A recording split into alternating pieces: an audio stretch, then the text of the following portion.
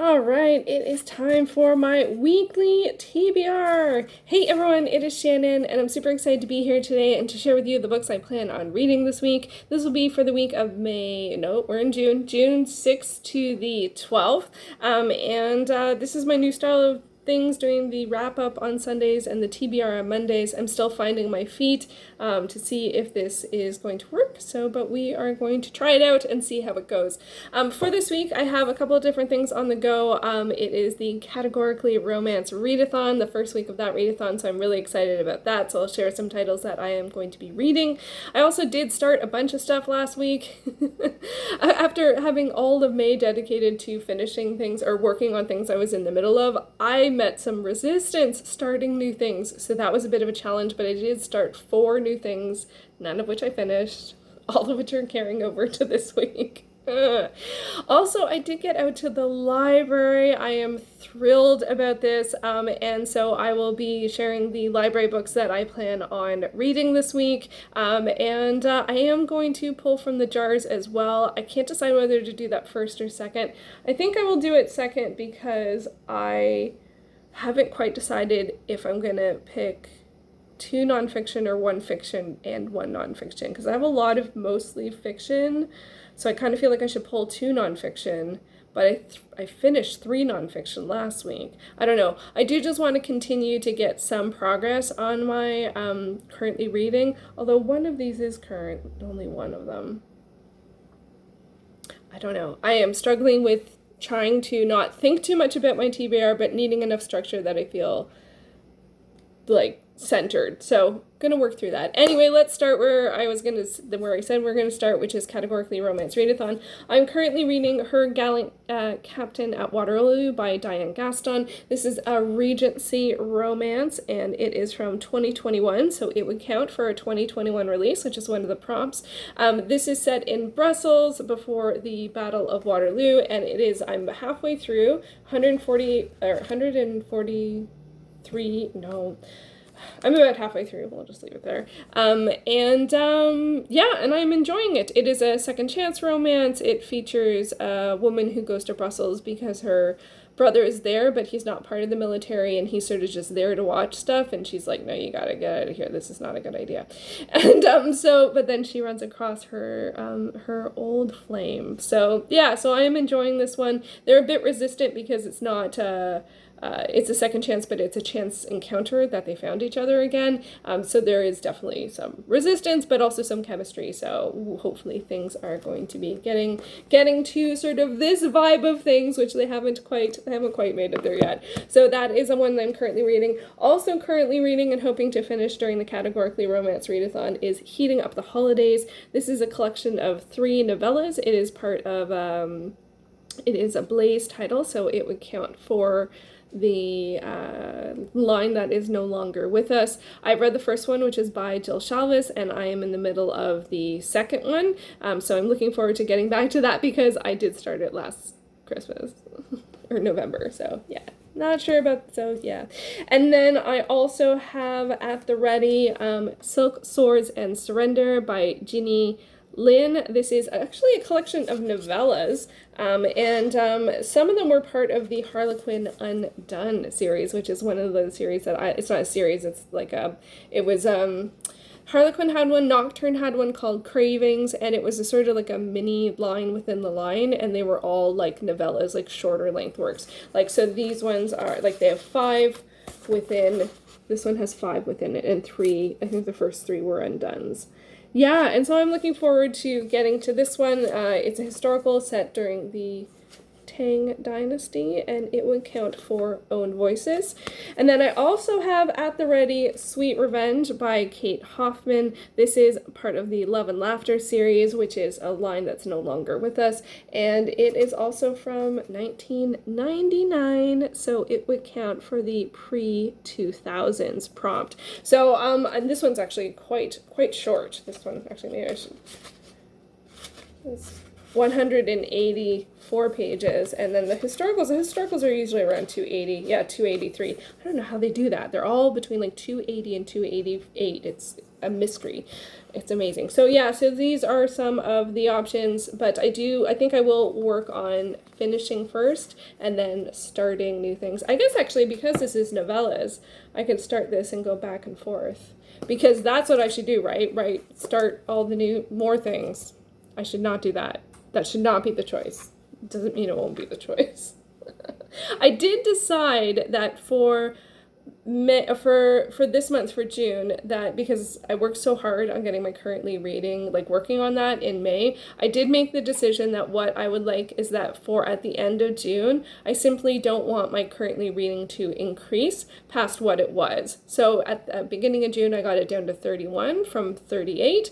So by the end of the month, I just want it to be 31 or less. So I'm crossing my fingers that even with starting new things, I will get there, but it's a little weird to already be like less than a week in and already sort of feel tension around the end of the month, but I'm trying not to get too caught up in that. Okay, on to some of the titles that I started but haven't finished. I am reading The Cracked Spine by Paige Shelton. This is the first in I think it's called the Scottish Bookshop Mysteries. Yeah, and it is a cozy mystery about an American who goes to work in a bookshop in Scotland, and it is for the Who Picked This Book Club, and the live show for this is, I believe, June 16th, because I'm giving myself additional time for these titles, and I'm just reading this 2 chapters a day, and so far that's going very, very well. I'm enjoying that pace a lot better than some of the other things that I've tried, so I think it's a win. And I also really enjoyed this one, like, a lot. There's a bit of there's a hint of a paranormal element to it, and I'm not sure exactly where it's going to go,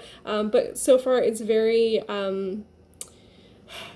I get, like, it is a cozy mystery, so I don't really, like, the cozy is not something I'm drawn to, but there is a comfort sense in it that I appreciate, and I am curious to see where the mystery goes, the only thing is there is a sort of, like, the sort of bad part of town that's a bit sort of more urban and stuff, and as someone who is a city person, I get really tired of urban being shown as, like, bad or undercurrent or underbelly. It's just, like, it's still just people living their lives. It's just a different situation. So anyway, but that was very, like, to help the plot, so, I'm not gonna harp on it too much, but so far I'm enjoying it a lot.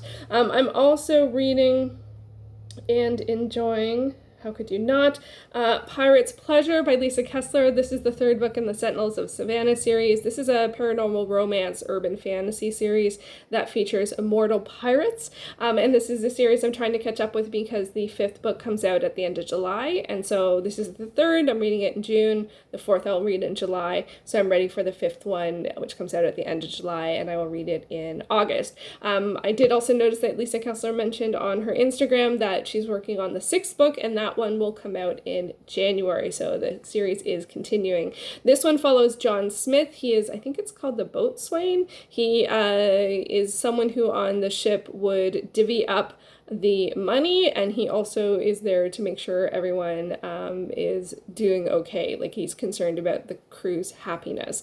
That's from the previous book. This also does have a sort of character that sort of, like, works for a government agency that tries to quell paranormal threats. And then there is usually some kind of mysterious artifact that they are looking for. So it's got a very, like an adventurous spirit to it, and it's sort of, I'm going to go as far as to say X-Files. It's a little more Warehouse 13, but not jokey. I really liked Warehouse 13. Does anyone else watch that? I really love that show. I watched it after it aired, but I really enjoyed it. It had an adventure, but also emotional threads with a lot of the episodes. I am off topic. Anyway, so yeah, so this is sort of, I like it, it's adventurous, and this one, it's a really interesting dynamic with the couple, because she actually works for him, and that's usually a dynamic I do not like, but it has been done very well so far, so I'm curious to see where this is going to go. I forgot to write down how many pages. That was on some other piece of paper. I think I'm about a third of the way through. I would like to finish this week just because I have a lot of titles I want to read this month. So yeah, so I'm enjoying that. I started the Book of Pride, LGBTQ Heroes Who Changed the World. This is by Mason Funk, the founder of Outwards Archive, of the Outwards Archive. And yeah, this is a nonfiction collection of, it's like interviews of LGBTQ heroes and their contribution, the things that they did, their history, and it's sort of it sounds like the impetus behind this was because of the age that people were when there was a lot of change, particularly in this US. This is very US focused.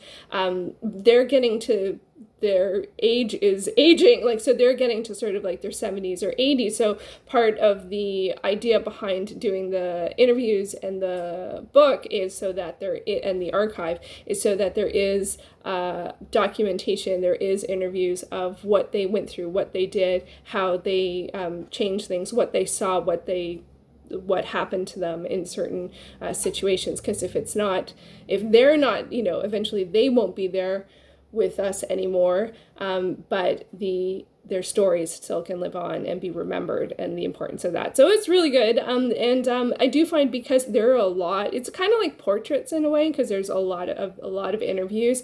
But I do find, because there's so many, sometimes they're quite brief.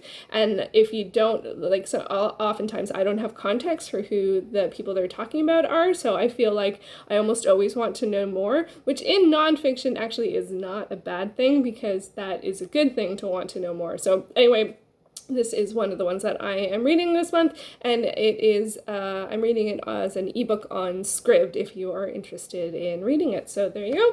And then the last thing that I started that I didn't finish, and I really should have, because I only have 40 pages left, but it just didn't happen, and that is the Saga of Swamp Thing by Alan Moore, and illustrated by Stephen Bissett and John Tottleben? Not sure about that. So I started this series last month, the Saga of Swamp Thing line of the Swamp Thing comics, and I've been really enjoying it. So I just keep on getting to the next one, even though I should be doing my A to Z graphic novel comics challenge. I just keep reading Swamp Thing. And if I had finished it, I wouldn't have to include it in this TBR. It's okay. I've been really enjoying always having a visual work on the go, and this is the one that I am working on right now. So I probably will try and switch to something else after I finish this one, but I'm not making any promises there. Okay, on to the library books. Oh my gosh, it was so exciting to get to the library books. I will do a library haul. I did also get a romance grab and go bag. So I'll do a library haul probably with everything, or I might do the romance ones as a reading vlog, as a sort of try a chapter kind of thing. I haven't quite decided. But the ones that I plan on reading this week include The Elephant of Hollywood. This is an autobiography of Michael Caine by, of course, Michael Caine, the actor. I am super excited. Oh, look at that awesome. Yeah, he's just so wonderful. So I started this years ago, actually in probably 2011. It is one of the oldest books on my Goodreads TBR. It is only available physically at the library. There's no digital edition. So as it was time to be able to go to the library again, I decided to pick it up. So it is quite a long one, 400-ish pages. Oh, but wow, the text is quite large, so I don't think that's going to be... I have no idea. I have not read a memoir, like, I wonder what people know him from. Like, I think a lot of people must know him from Batman Begins. That's from Funeral in Berlin, and Hurry Sundown. This is another reason why getting a physical edition is great. Although now I find reading ebooks on tablets getting to see photos that way I find just completely fine, as opposed to when I used to only read on my Kobo. It just did not load images. Anyway, so I am looking forward to getting back to this and the adventure. I'm just going to start at the beginning. I don't think I got very far. Let me know, what do you know Michael Caine from? Is it from Batman Begins or from something else? I'm trying to think of, I remember there was one, like a heistish one about cars, and the Italian Job. Was he in the original Italian Job? And then they redid it like 10 years ago. So anyway, The Elephant of Hollywood. I don't think I'll be able to finish this in 1 week, but that's what I wrote down. We'll see if that happens. And then I also plan on reading The Eagle of the Ninth by Rosemary Sutcliffe. I am so excited about this one, and I am thrilled at this tiny little book. Let's not look at the chapter heading, but that's actually pretty dense font. But it's only like 200 pages. This was, 218. So this is actually the first book in the series. It's a little hard to tell. I have that it's called The Dolphin Cycle, but here it says the Roman Britain Trilogy, and that says the Roman Britain Trilogy. And I think the fourth book starts another series, and maybe the sixth book starts yet another series. I'm not sure. So this, if you're unfamiliar, this was made into the film The Eagle, which came out around, I guess, 2011, because this is another one of the oldest books on my Goodreads TBR that's only available at the library physically. Some of the books in the series are available digitally, but the first one isn't. And it was made into a film with Jamie Bell and Channing Tatum. I really enjoyed it. It's a historical action adventure, but it's a bit more kid-centric, and this is more of a kid's book. The Ninth Legion marked into the mist of northern Britain, and they were never seen again. Ooh, so that's a bit, how do we know what happened? But it's more like when I read it, and also from seeing the film, I feel like the film was mismarketed as an action film, because it's really more of a adventure historical with younger protagonists, and I think that that's not quite the same crowd, so I don't think the film did very well, even though I enjoyed it. So I love adventure, so I am looking forward to this, and I was just thrilled to get it. So, and then there's one other library book. I'm just going to pull from the top. I picked 3, and I'm going to just try and read one a week. So it is going to be Attack of the Mutant by R.L. Stine. This is Goosebumps number, gosh, I have no idea. Does it say? It doesn't say. Wow, the page, reading it in print is so unusual. I mostly read these on Overdrive. So I'm working my way through the Goosebumps series, and there's a couple that are only available at the physical library. So these are all, all of these are only available at the physical library, so that's definitely my focus for when I go to the library this year. So I just decided to just request a bunch of the ones that are only available physically. I have no idea. Read at your own risk. Skipper Matthews has an awesome comic book collection. His favorite one is called The Masked Mutant. It's about an evil supervillain who's out to rule the universe. Skipper can't get enough of the mutant until one day he gets lost in a strange part of town and finds a building that looks exactly like the mutant's secret headquarters, a building that appears and disappears. I love kids' books. So I'm going to be reading this. Okay, and then I'm going to pull from the jars. Wow, this is going long. So last week I did actually finish 1, 2, 3 nonfiction. I have the Michael Caine and the Pride book. So I don't know. I feel like I have a lot of fiction to read. So, I'll pull one nonfiction and then I'll decide. Or should I just, I don't know. It's this one. I'm so bad at decisions. Oh, I can't, is that upside down? Is this the Player's Handbook to Dungeons and Dragons 3.5? Oh, I'm so excited. This is the best. That is the best choice, without question. Okay, so I've been reading the Player's Handbook to Dungeons and Dragons 3.5. That looks like the cover, that what I have. I do not play D&D very often or very much, but I have gotten back to it, but we actually haven't played for quite some time. I used to play when I was a kid, and I never really understood it very well. Like, I just did it because it was like a thing that you do, but I love systems and numbers, and I totally missed like that's like a whole, like a part of it is, of course, the adventure and making choices and creating characters and exploring a new world. But there's also, like, game mechanics are fascinating, and I don't find that people talk about them. So the handbook talks a lot about the characters and stuff like that, but it also talks about the game mechanics, which I find very helpful because that's not something that I want to stop the gameplay, just sort of be like, well, why do I do this? Or why do I, because I'm interested in the math. So anyway, so I'm thrilled about this. I'm also watching Critical Role. I am way behind, so no spoilers, please. Which is voice actors who play Dungeons and Dragons together. I'll leave a link up above for the first episode if you would like to check it out. So I've been watching that recently. So yeah, so that's just like really, really, really good timing. I'm still in the first campaign. So anyway, I think I'm going to leave it there, mostly because the video is getting long, and that gives me 3 nonfiction and at least 4 fiction. I think that's enough. I think we're going to leave it there. And also because nothing can top this. Nothing right now. This is perfect. So we're going to stick it there. So yeah, I will be back soon. I'll have something up on Wednesday and Friday, and then be back with my weekly wrap-ups on Sundays and my new TBR next Monday. All right. Thank you so much for watching.